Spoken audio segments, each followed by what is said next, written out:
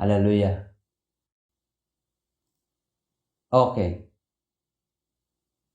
Saglit lang pa. Meron po akong mga Ayan. Nagkamali ako, fam. Kasi instead na na-record ko, hindi pala na-record. Hallelujah. Ayan, ulitin ko na lang po. Okay. So this is my point, family of the living. Look at that, ha? He will make your innocence radiant like the dawn. Yun po yung reason. Take note, ha?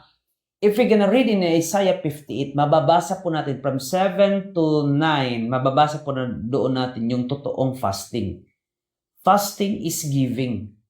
Fasting is sacrifice for the people in needs. Okay? Hallelujah. That's the sign, that's the true fasting that God is looking for. Klaro po doon, ha? Klaro po doon. And why we are tackling about this one is to make your mind align in the way of God. Kaya nga sabi natin, trust in the Lord and do good. So, pag nag-trust ka sa Panginoon, make it sure that you are also doing good. Responding in the right way. Responding in character of God. Okay? And you will safely, live safely in the land and prosper. Totoo po talaga, nakalagay naman po yung prosper. Nakalagay talaga, kahit anong gawin natin, whether we like it or not, God will gonna bless us, give us a financial breakthrough. It is included po talaga, whether we like it or not. The thing is, ito lang yung tanong if we trust God, we're gonna do good. Marami kasi nagtatrust talaga sa Panginoon. Ang sama ng ugali, yes, inangat na ng Panginoon ang buhay nila na iba ang ugali. Hallelujah. Kaya nga, as I told you in our previous topic, prosper, or shall we say, blessed by God in financial or material or any things that given to you is not the sign that you are righteous in that way. Hindi naman yan, biniless ka lang ng Lord because you are worthy to receive it, but does not mean it's a righteousness of you. The truth, righteousness comes from the Lord. Mayroon kang good na nagagawa, but the final declaration comes from God. Okay? Hallelujah. Sometimes we assume that we are right rather than others because of condition of status of life. Nagiging pag mataas ka na kasi kikita mo, andyan na yung sinagot na ng Panginoon ang lahat. You boast yourself because God answered you from left to right. Oh, everything God given me. God answered me whenever I ask Him. That's the time you boast yourself. And sometimes you forgot where you came from. Napag-isipan mo na, titignan mo na yung iba, ano yan, masamang tao yan. Kasi ganyan yung hindi mo, nakalimutan mo sino ka. You forgot who you are. So that's the case here, that trust God and do good. The more you trust God, the more you do good. Amen. You got the point? Hallelujah. Kaya nga sinabi ko kanina, how can you define yourself that you have delight in God? Even in yourself, there is complaint, there is negative thoughts. Hallelujah. Kaya nga sinabi ko kanina, giving in ministry it comes from the heart. It comes from the love. Hindi po pwede nagbinigay ka. Kaya nga, family of the living, galit ang Panginoon sa panahon po nung nag-exile na sila from Babylon going back to Israel. Galit ang Panginoon doon. Why? Because the temple was not being built then while the Israel, their house was become beautiful, more beautiful, and then oppression was getting increased. Oppression, there's a word oppression against widow and orphan. Oh, hallelujah. Hallelujah. Hindi mo kilala sino kaharap mo, baka mga broken family yan, mga widow yan. Tapos pinag-isipan mo naman sa, alam nyo ba, broken family are blessed by God, favored by the Lord. Even poor are blessed by God, choose by God. Oh, hallelujah. Huwag mag-ingat kayo. Mag-ingat kayo sa iniisip nyo sa iba. Baka hindi nyo alam yung background nila. We do. Blessed and choose by God. Poor people are blessed and choose by God. Orphan are blessed and choose by God. Kaya mag-ingat ha. You need to be careful what to think to others. As I told you, not mean that God answered you from left to right. From left to right does not mean that you are right. It means that God helps you to become a blessing to others. So, as what we read in Psalms 37 verse 3, trust God and do good. So, in other words, if God bless you, if God protect you, answered you from right to left or left to right, whatever you ask to God, in other words, you also bless others because God forgive you, God consider you. Diba? Ang nangyayari iba, tinaas ka na ng Panginoon, nag-iba ka na ng ugali. Parang ikaw na yung taas, sila yung mababa. That is why you cannot find delight in the Lord. You know, God answer you your prayer. Yes, He can answer your prayer, your desire, your about material, about financial breakthrough, about your dream. Pwede kang sagutin ng Panginoon about yung bigyan ka ng bahay, bigyan ka ng business, bigyan ka ng trabaho, malinis, taas yung sweldo. Pwede kang bigyan ng Panginoon dyan. He can lift up your financial status or material status. But the question right now is it you yourself, yung spirit mo ba nag-grow? Because the question right here in verse 4, take note, in verse 4, take delight in the Lord. This is the missing one. Kasi ang dami pong nilift up is financially, materially, pero ito yung nawawala, itong verse 4. Take delight in the Lord and He will give you the desires of your heart. Asan ba ito? Saan ba ito? Alam niyo, pwede niyo i-break ta rin, unahin yung kasayahan sa Panginoon. And trust God, I tell you. Sabi nga dito kasi ang dami ngayon, mataas na yung sweldo, pero walang delight in the Lord. Amen, amen, amen, amen. Kaya nga sabi ko, family, if the Lord given me, chance to speak all the riches all over the globe, sasabihin ko lang po, simple lang. Commit yourself to God. Be part of the ministry and the Lord God will make you innocence. Kasi ang daming kasamaan talaga because of money. Because of money. Kasi they think themselves that higher because of money. They trust God because of money. What if there's no money? They still trust God? Hallelujah. Thank you, Lord. That's a wickedness. Why? There's a mediator, and that is money. Oh, hallelujah. Hallelujah. Glory to God. Kaya nga sabi dito sa 5, take note 5, ulitin lang natin inulit ko lang. Para mas malalim pa, maintindihan niyo po. Commit everything you do to the Lord, trust Him, and He will help you. Kaya nga sinabi, commit. Every, Kaya nga sabi ko kanina, as I give you an example, every 15 days, example, kinsinas yung sweldo, you put portion for God. Portion from the heart. Okay? Let us not consider about 10%. Let us not consider na lang. Okay? Let us remove. But you cannot love God without giving. Alam nyo, mawawala yung 10%. Mas mamurdan mo pa, hindi mo na nakwinta. Kasi convicted ka pala because you love God. Every receive portion. Every receive portion.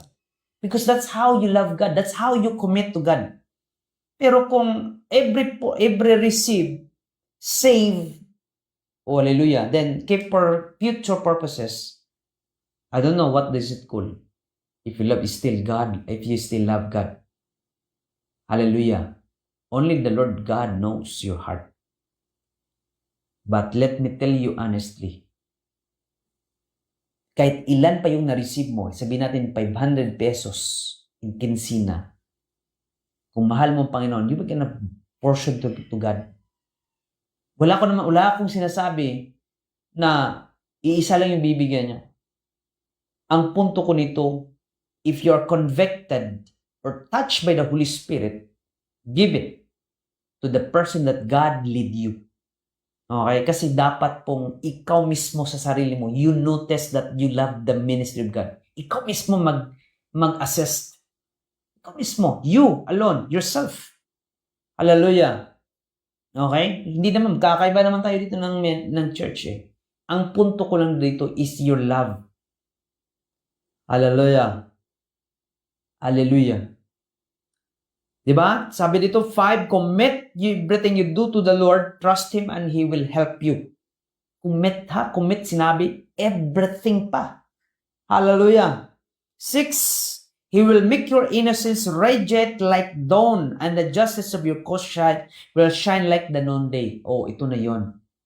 So, everything what you did, you become innocence. So, yung mga kasalanan mo, okay, yung mga nagawa mo, that will be nothing in front of God. Okay? Just come to me, my son. Just come to me, my child. Just come to me, my daughter. Kasi hindi talaga nagkikwenta ang Panginoon sa mga kasalanan eh. He never measure the number or the volume of your sins. No. As long as you commit yourself to God, every good, bad deeds or wrong deeds will wipe out, no? So, yun ba yung pagkaka-English? In front of God. 7, be still. Take note ha. Be still in the presence of the Lord. Be still. And wait patiently for Him to act. Oh, hallelujah. Be still. Mag-remain ka lang. Do not make this your own decision. Sometimes we make our own decision. Kaya nga maraming error, maraming fault, maraming mistakes. Mistakes happen anytime when you decide by your own. So dapat we need to practice to decide, to make decision, should consent first from God. Consent first from God. Okay? So we should consent first to God. Sometimes we make our own decision making and be expectant about error, mistakes, fault. Because you do your own decision. So decision comes from the Lord, not yours. Oh, hallelujah. Glory to God. Nawala yung ano. Saan ba si Nakmilin? Kindly, na lang. Nawala yung Nakmilin kasi ang dami ng comment. Hallelujah. Okay, basahin ko na lang, no? Okay, open lang ako ng Sensya na fam. NLT version yung nilagay ni Nakmilin. Hallelujah. Napaganda po ng topic natin ngayon, family. It just, open heart. No? I just want to, lang po sa inyo, family. NLT version. Hallelujah. Ayan. Okay. Thank you, Lord. 3, 4, 5, 6, 7. Ayan. Ipin ko na lang. Kasi nawala yung nilagay ni Nakmilin. Kasi marami nang pong comment. Thank you, Jesus. Si Jana Fam ha. Saglit lang Fam. Okay. Hallelujah. Tama ba ito? 37? Oh, hallelujah. Ayan, ito yan. Ayan. We're gonna make this pin lang. Ayan. Okay. Kasi nawala, kasi ang dami na pong nag-comment, family.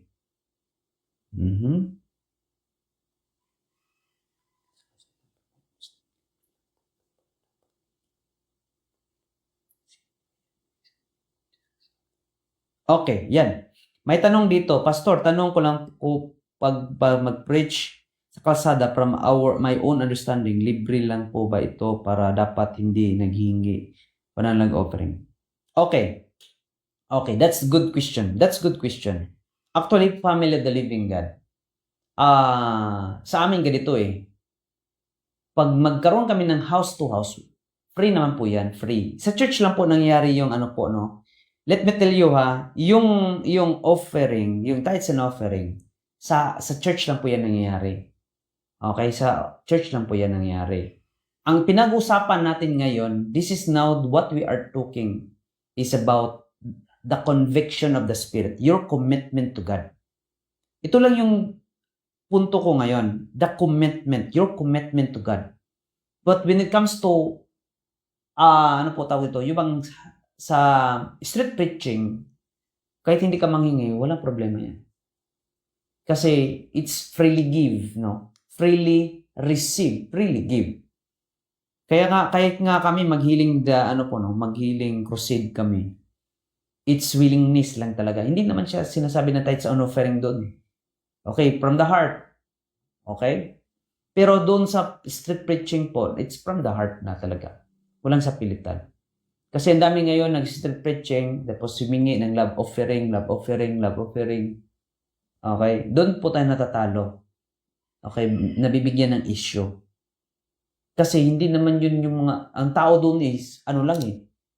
Ang tawag to, yung bang naglalakad-lakad lang yan eh. Of course, yung iba, hindi nakarinig niyan. Kasi ang target mo dito is to plant the Word of God. Diba? To plant the Word of God. Yun yung ano nangyari na street preaching. Meron naman po ako nakita dito na nag-street preaching and then afterward, nagla-love offering. Love offering lang po, love offering. Pero hindi siya nag-preach ha. Love offering na bigla. Hallelujah. So, yun yung nangyari. So, saglit, napaisip ko, dapat street preaching na lang siya. Love offering from inside the church. Anyway, ano naman yan sa kanila? Responsibility nila yan eh. Ano tawag ito? Ibang sa kanila yan. So, si Lord na bahala. Okay? Kung convicted ka to preach the gospel on the street, and then wala nang asking for anything, it's good. Kasi convicted against the ano yan eh. Ano tawag ito? No, not against. My point is, commitment mo yan kay Lord. Commitment. Whatever you commit, do it with love. Do it with the best. No? Do it with best. Huwag mo nang haluan ng iba. Okay? Kung ano yung conviction sa'yo, kung ano yung guide sa'yo, do it perfectly. Do it best. Okay? Now, basahin natin. Hallelujah. Saan ba yun? Ayan, 7. Be still in the presence of the Lord and wait patiently for Him to act. Don't worry about evil people who prosper or fret about their wicked schemes. So, ito na yung mga question eh. Hallelujah. Alam natin na Family of the Living God, we always, mayroon pong karakter ang follower of Christ ngayon. Ano tawag ito? Yung bang comparing. Character of comparison. Character of comparing. Alam niyo family, we have different path when it comes to calling. We have different season, different level, different understanding, different job for the Lord. Okay? Ang punto kasi dito is be still in the presence of the Lord. So, kung ano man meron ka ngayon sa kay Lord, huwag kang umalis dyan. If God called you for men or for music ministry, minting ka lang muna dyan. Okay? Kasi whether you like it or not, if God will gonna call you for another level of anointing, you will be forced to come out of that ministry and you will going to, to hold a new authority or position. Diba? Makakahawa ka talaga ng ibang position, whether you like it or not.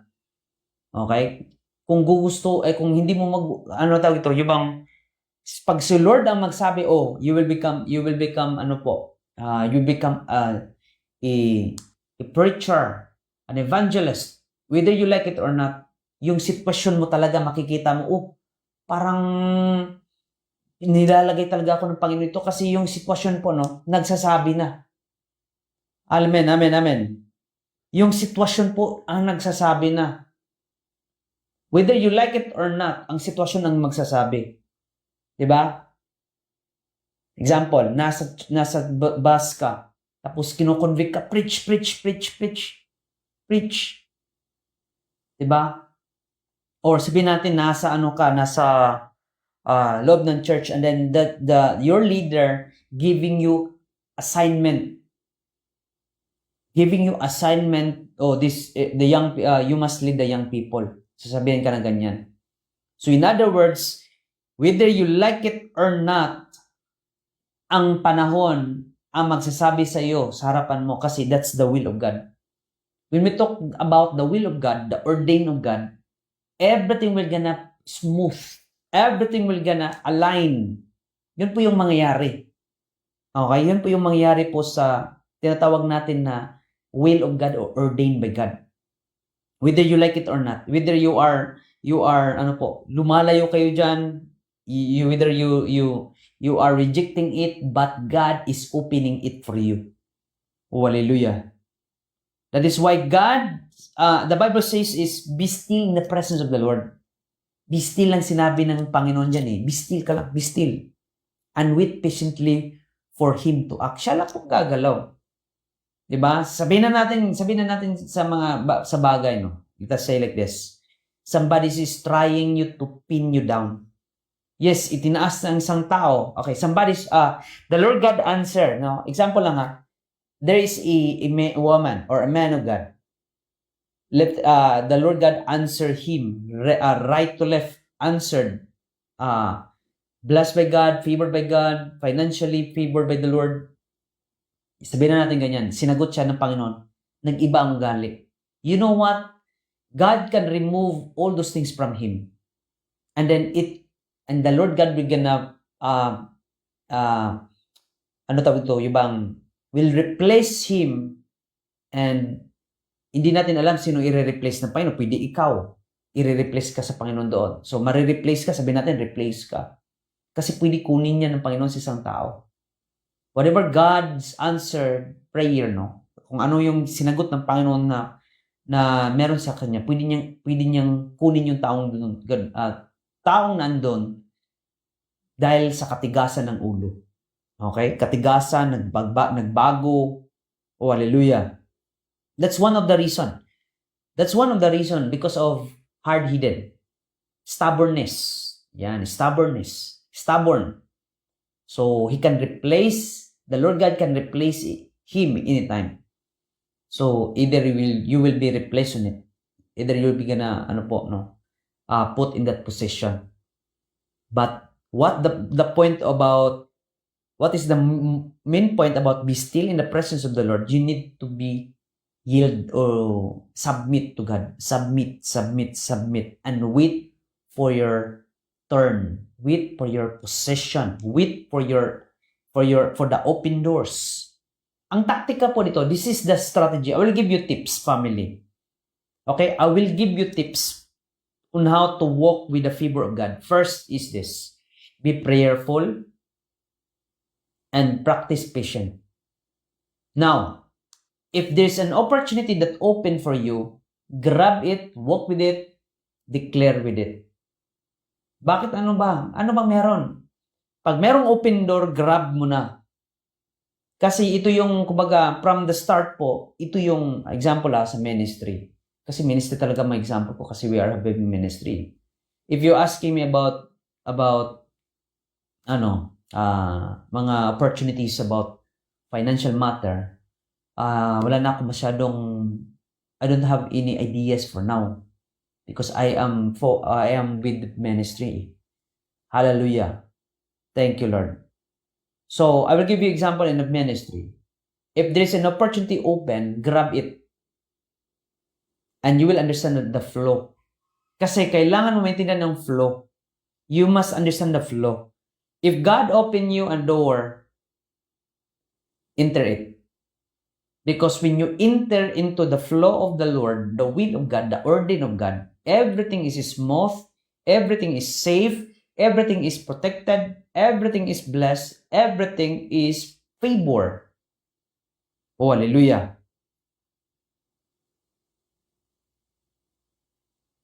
Hallelujah, di ba? Thank you, Lord. So this is my point, family of the living God, no? Klaruhin ko lang yung kanina sa sinabi ni Anak Allen, ni Anak Alastair, about preaching. Sa amin kasi, in my heart, if you're gonna preach it house to house, and if you're gonna preach it evangelism, hindi ako favor lang sa naghihingi. Okay, kasi, what is the sense of asking from them and then you did not plant them? Okay? Walang nangyari. Para sa akin, sa church lang mangyari yan. Church or even crusade, no? Pwede sa crusade. Okay? Pwede din sa crusade. Pero, doon po sa evangelism na, wala pong talagang, street preaching lang. Parang mahirap eh. Kasi hindi mo na-plant yung word. Hallelujah. Dapat i-plant talaga ang word. Hindi po pwede na you just speak it, that's all. Hingi na agad, no? Word of God is first. Siya talagang priority. So, i-plant ng maayos. Doon sa mga crusade, sa crusade namin family ganito, sasabihin ko one by one, okay, ito yun. Bakit ka nagkakaroon ng ganyan? This is the word of the Lord, this is the word of the Lord. I-plant talaga ng maayos ang salita ng Panginoon. That's how important the word of God should put properly in the deep of the heart of men. Because planting is necessary. Okay? Planting is necessary. So that's how we should do our ministry. Kaya nga sabi ko kanina, family of the living God, no? Na commit yourself. It's a commitment. So if you are committed to God, focus on how you can put the word of God onto the heart of men. Okay? Paano mo ba ilalagay ng maayos ang salita ng Panginoon sa puso nila? Kasi sometimes ang nakikita ko, na-observe ko lang they are preaching and then afterwards, mas malaki pa yung time of asking for love offering rather than preaching. Hallelujah. Kaya walang nangyayari. Parang naging, instead of ministry, naging ministry. Okay? Hallelujah. Instead of ministry, it's ministry. Bakit? Kasi hindi proper ang pagkakalagay ng salita ng Panginoon. Hallelujah. Thank you, Lord. Thank you, Jesus. That's my point. No? Yan po yung punto ko. Para mas maintindihan po natin ng maayos that placing properly the Word of God in our heart, it is better. No? Yan po yung maganda. Hallelujah. Thank you, Lord. Thank you, Jesus. Now, ulitin ko lang po ha. Be still in the presence of the Lord and wait patiently for Him to act. Do not worry about evil people who prosper or fret about their wicked schemes. Take note, family. Always God, make the Lord always center of your life. Make always God center in your family, in your business. Alam niyo ba, may nakilala kong ganito eh. I've known a pastor, a leader. No, I will not mention his name. I've known a man of God. He said, business is different from ministry. And I was so shocked, did he understand what he's talking about? I did not speak. No, wala akong sinabi. I just mind it lang. Sinabi ko lang sa isip. Oh, iba pala ito. Bakit? You cannot categorize the way of God. You cannot separate the way of God from the worldly things. Bakit? Ang punto ko ganito. How can you commit to God? And how can you acknowledge God if you separate ministry from it? Kasi alam niyo, family of the living God, if we practice, different naman ito, trabaho ito, business ito, ito, kaysa ministry. No, ministry is everywhere. Let me tell you honestly, ministry is everywhere. That is why Paul is stating about this one. Paul giving us understanding about if a master, they should properly treat his slave. Pinapakita kasi ni Paul na kung ikaw po ay master, you should pay wages properly to the slave. Wala pong pinapakita si Paul na magkaiba po ang business, magkaiba po ang trabaho. Wala pong pinapakita. Kahit nga sa position, authority in the government. Sabi ni Paul, you must respect authority. Wala siyang pinapakitang magka-diferensya. And I don't know why this man of God, or this pastor, he said that. Oh, paano kaya nasabi niyo? How can he acknowledge the presence of God in his life, that he is everywhere? How can he claim that he was blessed and protected and favored by God if God is being, separated from business, work? So, pwede palang gumawa ng masama. Pwede palang manloko. Kasi separated si Lord sa gawain Oh, hallelujah. Di ba? Separated. Some people, religion is the business. Hallelujah. Amen, amen, amen. So this is my point, family of the living God, na hindi natin i-separate dapat si Lord. Kung may ginagawa kang kasamaan, doon talaga mafe-feel mong guilty. Example, you have a business and then, yung mga worker mo, hindi mo binabayaran ng maayos. So you are, and then nag-oppress ka. Anong oppression? Yung bang nilalait mo sila, pinapagalitan na walang dahilan. So that's the case. You are removing God from your, Kasi everything that we have is from God. Sometimes we claim it is ours kasi tayo yung naghirap niyan. We sacrifice. How can we say that's commitment, by the way? How can we say that God is the center of your business? God is the center of your work. God is the center of your family. How can you say that? How can you prove to yourself? Sige nga. Oh, hallelujah. This is the many problem of many Christians. Wherever you are, whether you are in abroad, you are working of a Muslim boss or Muslim master, you must remain who you are in the Lord. Be loyal. Be faithful.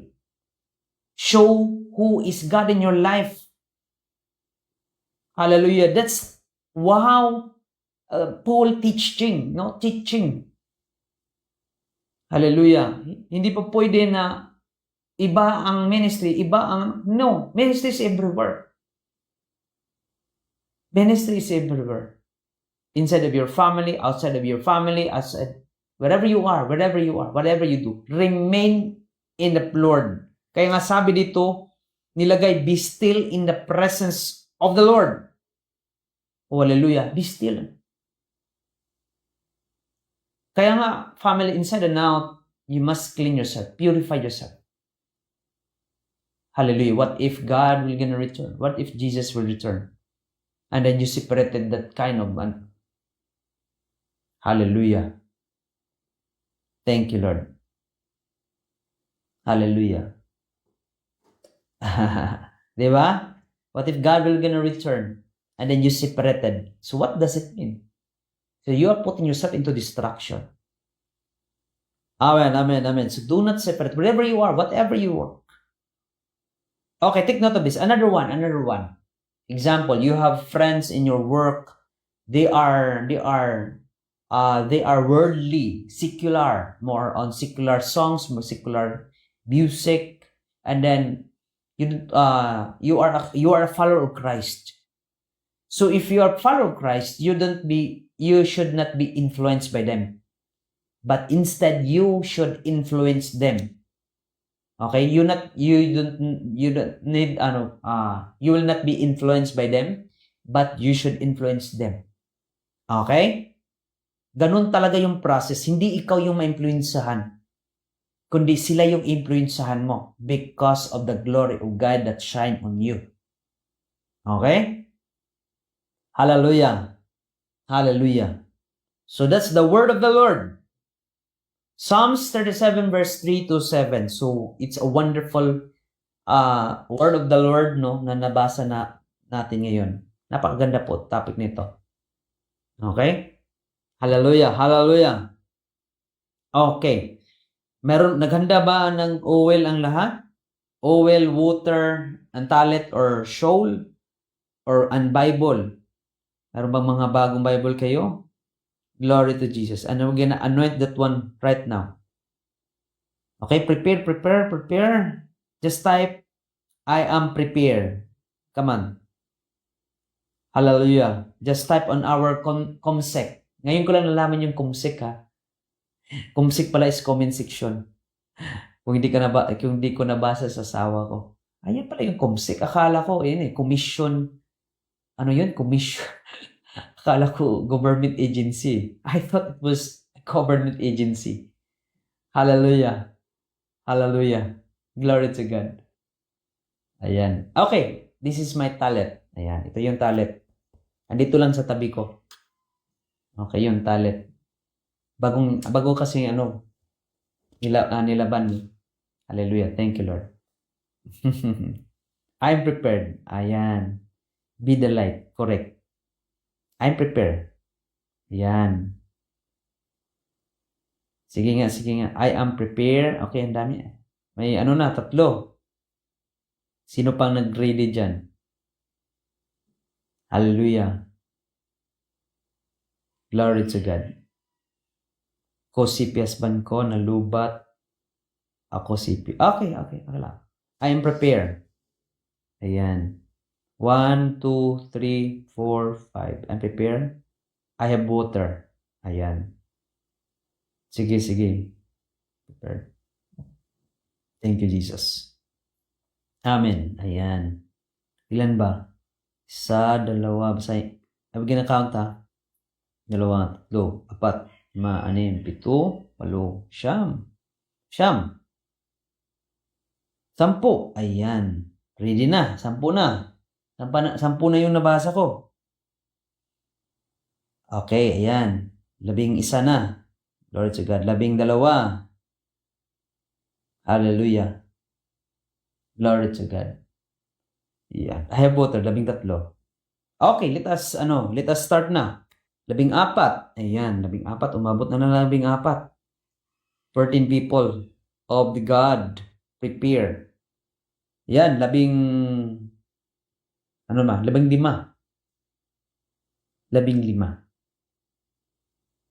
Hallelujah. 16. Ayan. Okay, I am prepared. 17. Ayan. Alam nyo, pag Tagalog, nag-usapan pag malalim-lalim na. Okay yan. 17, 18, 19. Okay, 20. Ayan. 21. Ayan. Marunong na ako mag-Tagalog sa 21. Ayan, may 2. 22. Ayan. Okay, let us pray. Para maano natin yan. 22. 3 na ba? Iwan ko, nakalimutan ko agad. Okay, let us lift up your hands and let us pray. Hallelujah. Thank you, Jesus. Hallelujah. Father God in heaven, thank you so much, Lord, for this wonderful an opportunity, oh God. Thank you so much for the revelation.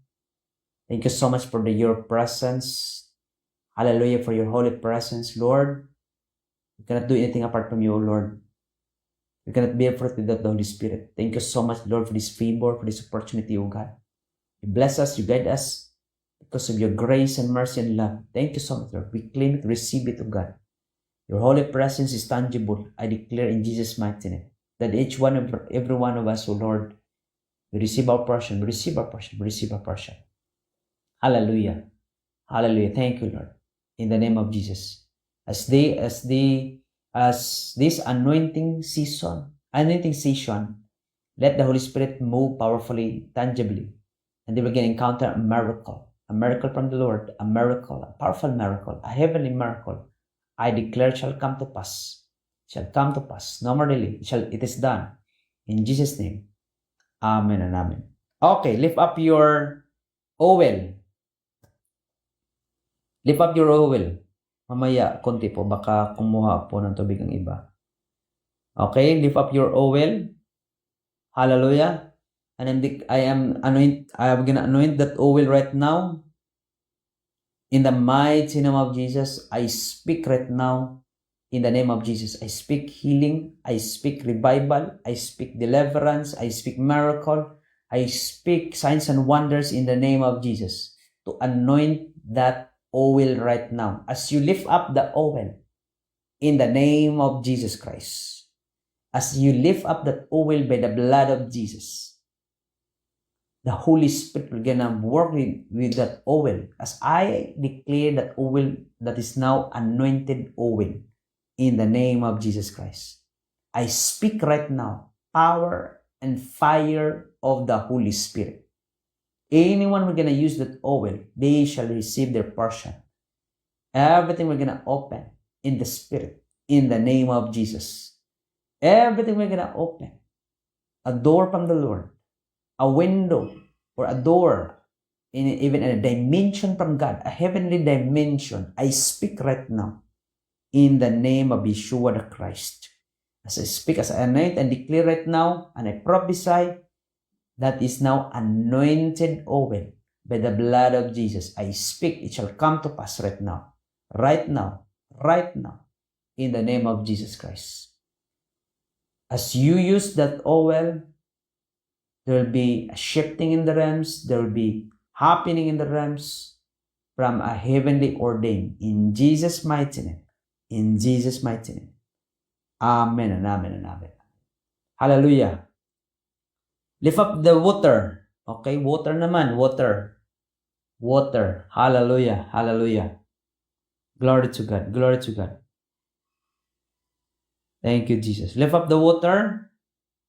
I declare and decree in the name of Jesus Christ to anoint that water right now. That water, it is now anointed water. That is not an ordinary water anymore. As I speak and declare and prophesy and decree in the name of Jesus Christ, anyone who are going to use this water, which they shall receive healing, breakthrough, deliverance, favor, blessings from the Lord, as I declare right now in the name of Jesus. Because that water right now is anointed water as I speak by the blood of Jesus. By the fire of the Holy Spirit right now, I release that this anointing to that water right now. I speak, it shall come to pass in the mighty name of Jesus. It is done in Jesus' mighty name. In Jesus' mighty name. I release this right now. That water is anointed water now. In Jesus' name. Amen and amen and amen. Okay. Hallelujah. Hallelujah. Hallelujah. Okay. Meron yung kanina yung Bible. Ayan, Bible. So, lift up the Bible. Lift up the Bible. I'm gonna bless that Bible. Hallelujah. Bible. In the mighty name of Jesus, I'm gonna bless that Bible right now. As you use that Bible, the heavenly realms will gonna open. And the angel of God will gonna guide you, minister you. And you are led by the Spirit of God. Because the heavenly realms will gonna open. The dimension of wisdom will gonna open. Through that Bible, you are gonna learn deep things in the Spirit. As I speak right now in the mighty name of Jesus, to bless that Bible, as you open it and read it and put to your heart, the angel of God will gonna minister you, help you, give you understanding, and the Holy Spirit will gonna open your gift in a gift of wisdom, gift of understanding. I speak right now to bless that Bible right now in the mighty name of Jesus. By the blood of Jesus, I speak, it shall come to pass. In Jesus' mighty name. In Jesus' name. Amen and amen and amen and amen. Hallelujah. Meron ba akong Ano ba bang kulang? Shoal. Sino bang merong shoal or talent? Talent. Ayan. Talent or shoal. Glory to God. Glory to God. Glory to Jesus. Baka kumuha pa ng tubig ng iba. Okay. Hallelujah. Okay. So, shoal or talent. Ayan. Kung may talent ka, hawakan mo lang, itaas. Ayan. Or shoal, itaas mo lang din. Kung mayroong shoal. Or panyo, pwede din panyo, itaas mo lang. Hallelujah. Glory to God. Glory to God.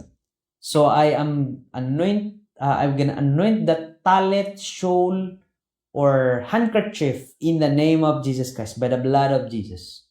And the fire of the Holy Spirit will cover that handkerchief, talent, or shawl in the mighty name of Jesus. There will be an anointing that flows right now. I speak anointing right now to flow on that shawl, talent, handkerchief right now in the mighty name of Jesus Christ.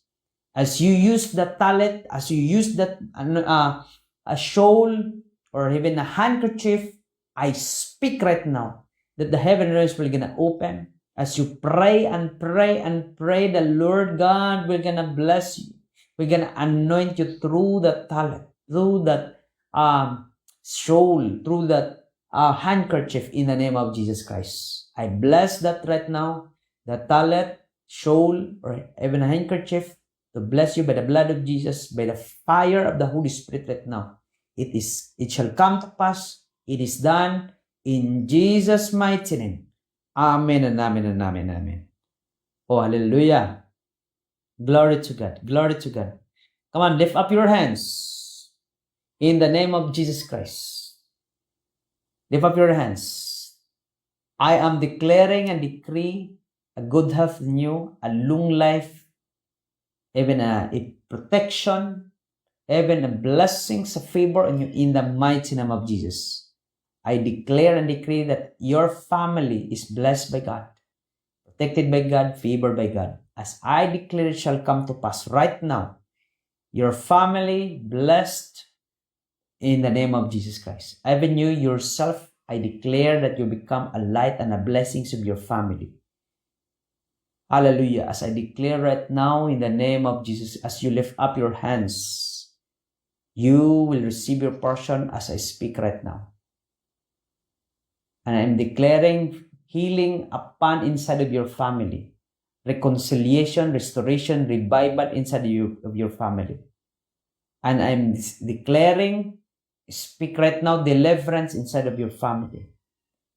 In the mighty name of Jesus. I release it right now. I release it right now. Restoration, healing, in the mighty name of Jesus. Wherever you go, whatever you do, I declare increase. I declare multiplication. Even I declare prosperity by the blessed of the Lord. In the name of Jesus. It shall come to pass. It is yours. You are protected and covered by the precious blood of Jesus.